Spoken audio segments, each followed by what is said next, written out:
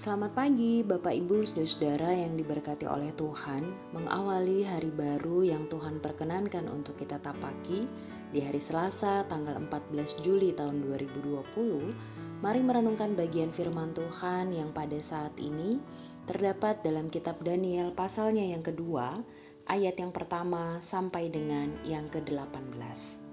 Firman Tuhan berkata, pada tahun yang kedua pemerintahan Nebukadnezar, bermimpilah Nebukadnezar. Karena itu hatinya gelisah dan ia tidak dapat tidur. Lalu raja menyuruh memanggil orang-orang berilmu, ahli jampi, ahli sihir dan para kasdim untuk menerangkan kepadanya tentang mimpinya itu. Maka datanglah mereka dan berdiri di hadapan raja. Kata raja kepada mereka, "Aku bermimpi dan hatiku gelisah karena ingin mengetahui mimpi itu."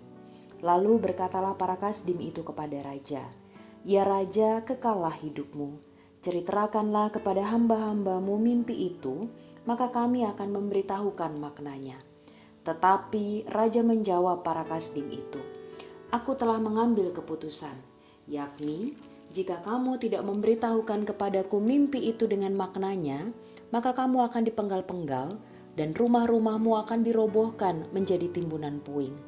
Tetapi jika kamu dapat memberitahukan mimpi itu dengan maknanya, maka kamu akan menerima hadiah, pemberian-pemberian dan kehormatan yang besar daripadaku. Oleh sebab itu, beritahukanlah kepadaku mimpi itu dengan maknanya." Mereka menjawab pula, "Silakan tuanku raja menceritakan mimpi itu kepada hamba-hambanya ini, maka kami akan memberitahukan maknanya." Jawab raja, "Aku tahu benar-benar bahwa kamu mencoba mengulur-ulur waktu, karena kamu melihat bahwa aku telah mengambil keputusan, yakni jika kamu tidak dapat memberitahukan kepadaku mimpi itu, maka kamu akan kena hukuman yang sama. Dan aku tahu bahwa kamu telah bermufakat untuk mengatakan kepadaku hal-hal yang bohong dan busuk, sampai keadaan berubah. Oleh sebab itu, ceritakanlah kepadaku mimpi itu, supaya aku tahu bahwa kamu dapat memberitahukan maknanya juga kepadaku." Para kasdim itu menjawab raja, "Tidak ada seorang pun di muka bumi yang dapat memberitahukan apa yang diminta tuanku raja. Dan tidak pernah seorang raja, bagaimanapun agungnya dan besar kuasanya, telah meminta hal sedemikian dari seorang berilmu, atau seorang ahli jampi, atau seorang kasdim. Apa yang diminta tuanku raja adalah terlalu berat, dan tidak ada seorang pun yang dapat memberitahukannya kepada tuanku raja selain dari dewa-dewa yang tidak berdiam di antara manusia." Maka raja menjadi sangat geram dan murka karena hal itu. Lalu dititahkannyalah untuk melenyapkan semua orang bijaksana di Babel. Ketika titah dikeluarkan supaya orang-orang bijaksana dibunuh, maka Daniel dan teman-temannya pun terancam akan dibunuh. Lalu berkatalah Daniel dengan cerdik dan bijaksana kepada Ariok, pemimpin pengawal raja yang telah pergi untuk membunuh orang-orang bijaksana di Babel itu.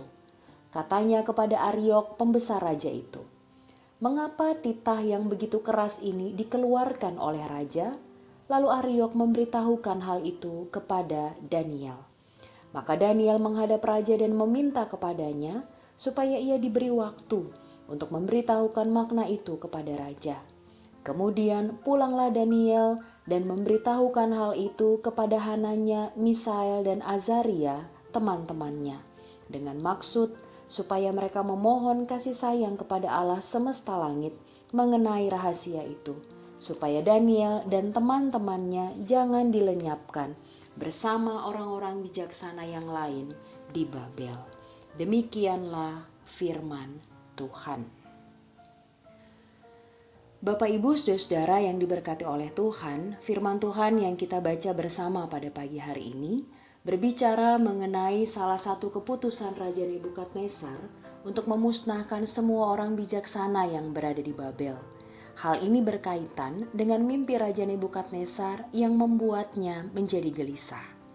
Anehnya, sang raja bukan hanya tidak mengetahui apa arti dari mimpinya, bahkan isi dari mimpinya pun ia tidak tahu.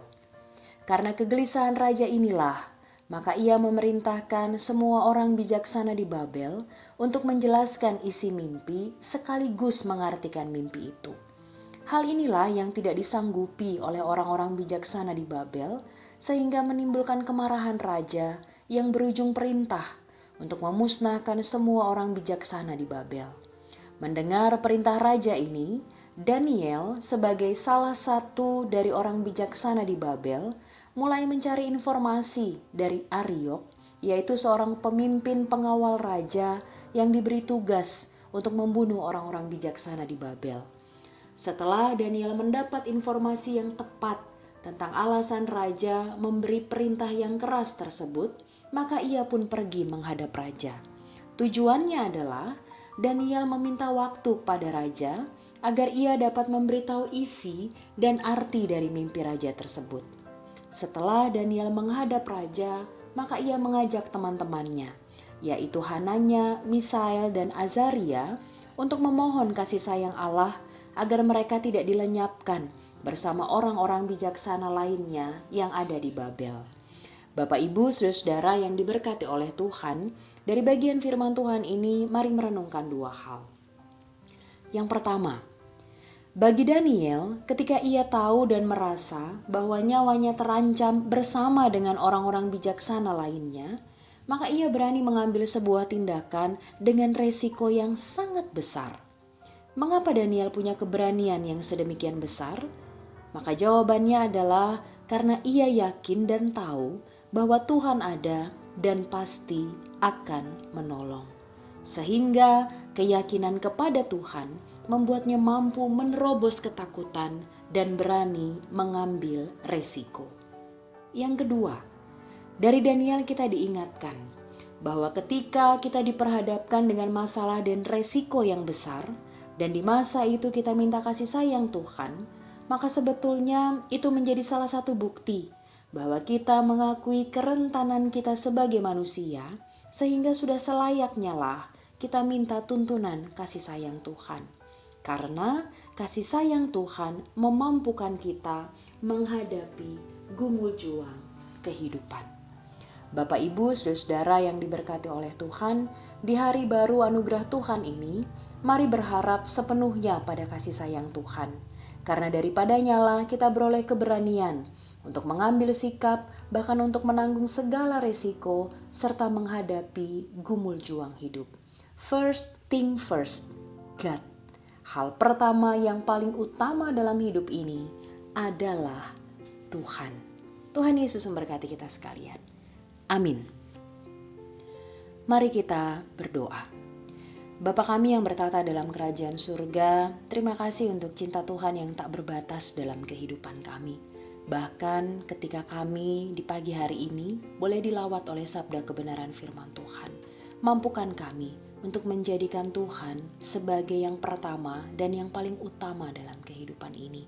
Sehingga kalaupun kami diperhadapkan dengan beragam tantangan dan gumul juang kehidupan, maka kami punya keberanian untuk mengambil sebuah sikap, bahkan berani mengambil dan menghadapi setiap resiko yang ada di depannya. Karena kami yakin Tuhan tidak akan pernah meninggalkan kami berjuang seorang diri. Layakkan kami juga untuk terus mengandalkan hikmat Tuhan, bahkan memampukan kami untuk terus bersandar, berharap sepenuhnya pada kasih sayang Tuhan. Karena dengan mengandalkan kasih sayang yang dari Tuhan, kami yakin kami dimampukan menghadapi gumul juang kehidupan ini. Dalam nama Tuhan Yesus, kami berdoa. Amin. Selamat berkarya Bapak, Ibu, Saudara yang diberkati oleh Tuhan. Mari tempatkan Tuhan sebagai yang pertama dan yang paling utama. First thing first, God. Tuhan Yesus memberkati kita sekalian.